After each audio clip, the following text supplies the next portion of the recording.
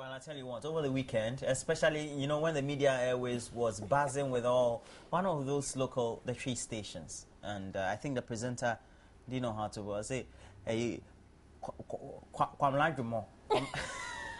Komla Dumor. It was free. Well, just to create, you know, it's a very gloomy period. And for many people, it is going to take a lifetime to get this whole news out of their minds. But many of those media practitioners who worked with him, saw him from afar, who he also inspired. They gave some of testimonies or tributes for the gentleman. Yeah, let's watch this.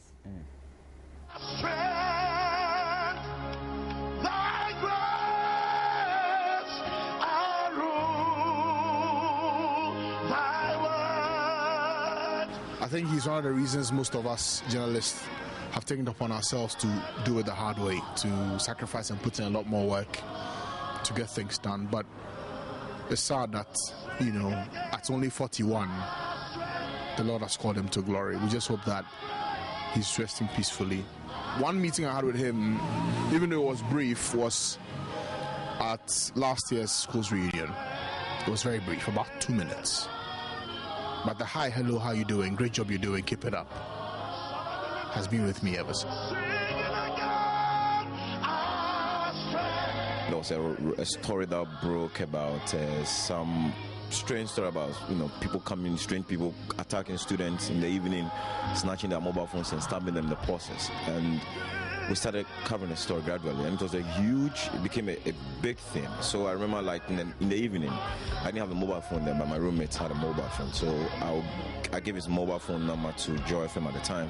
Standard was producing the morning show. So they would call me with Komla sometime around 1 in the morning, and we'll sit down, we'll prep and discuss the areas and how to come on there and do all of that. At that point, we've not physically met. So I think throughout the coverage of the story, I remember coming to Accra on my way out of the country. And then so I passed by Joy FM. And then when I came, he was coming down the stairs and I was going out. And so we bumped into him. I ran into him, like I walked into him right now. And he said, hello? So someone was like, Anil Sabute. So he said, and Komla was like, are you Anil Sabute? So he grabbed me on the side like that and he raised me up into the sky, you know, and he brought me down and we had a long chat. We talked about work and all of that. The last time I saw him actually was last year during a school's reunion. He had come back from London. And, you know, he was cool, he was calm, he was collected as always. And to think that I come on radio on Saturday to do Weekend City show, get people to laugh, and then later in the afternoon you get the news that, you know, somebody of his stature is no more. It was very devastating, and I could not just believe it. And I've been playing back the whole time, you know, in my mind. I've been playing back an interview I had with him during the launch of the BBC Focus on Africa program when Metro got that particular deal at La Palme, and it's heartbreaking. Yeah. See, he always got it right when people were so pressed and think that this thing cannot be done, and you know, when you always want to rush into studio, you are tensed up. But Komla would, and I remember after the makeup, I saw him walk into the studio. I was with him on Focus on Africa, and this gentleman was so relaxed. And even when he had a little slip, he comes back so normal. And you ask, what is the secret? And it's like, well, it's about taking life easy, and it's all, don't stress yourself too much. And for me, very, very, very down-to-earth person. I remember when he was also here, the latter part of last year, we were doing the Club 100 together, and it was so fun working with him. And for me, the last words when we exited from the State House, we actually met somewhere again in Accra that dawn, and it was like, see you soon, George.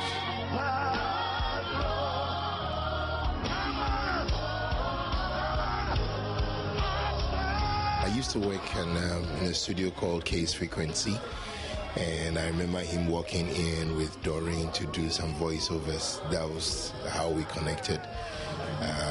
After that, of course, on the station, interviews and everything that pertains to what I do, we met on different stages and different platforms. He's a fun-loving person, always has a joke or two to lighten up situations, you know. We'll definitely miss him, but I can tell also that he's lived life, no matter how short we think it is, he's lived life to the fullest, and he'll be remembered. His life has been a blessing. He's always wanted to say what it is. That is when he comes to the truth, not, kind of push anything under the carpet. I mean, let's rather deal with it now, and then we'll all be fine. So yes, I remember him. I remember hearing the news yesterday. It wasn't a pleasant one. I checked on 2 platforms, social media, and it was there, and I was like, that can't be true. But unfortunately, it is. So we all need to look at this life that is being lived well and try and emulate that. No matter what we have to do, we do it well, and then when we are gone, we can say that we also had an impact on life. It's too sad and very painful to me, and I couldn't believe what I heard, because I want to go far. I want to be like him. I want to go beyond the borders of BBC and the other competing, broadcasting companies. But now there's some, kind of fear in me. So I don't know whether I should, lay back or relax or, calm down. But I know with God all things are possible. I first met Komla at the premises of Joy FM. At the time, it was only Joy FM operating here.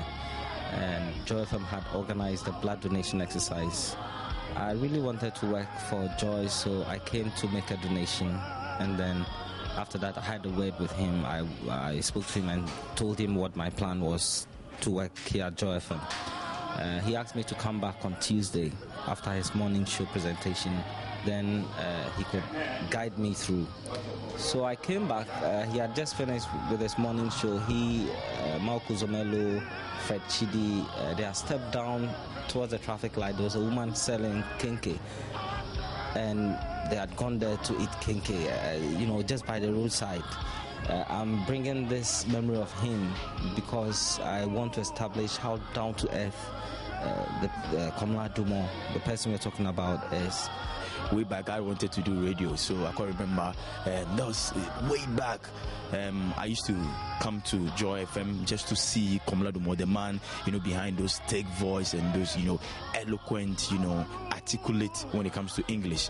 And I had interaction with Komla Dumor just last year, Joy FM Old School Reunion at the Independence Square. And I told him, listen, you have always been my inspiration when it comes to radio. And then he was so happy, just last week, Thursday, I was even watching him on TV, and right here at Multimedia Family, we call him KD, or Boss Play, and I was like, KD, you make him Multimedia proud.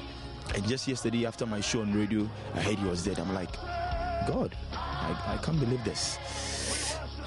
For me, he's not going to be down there 6 feet, but he's always going to be here in our hearts. I want to say, may his soul rest in peace.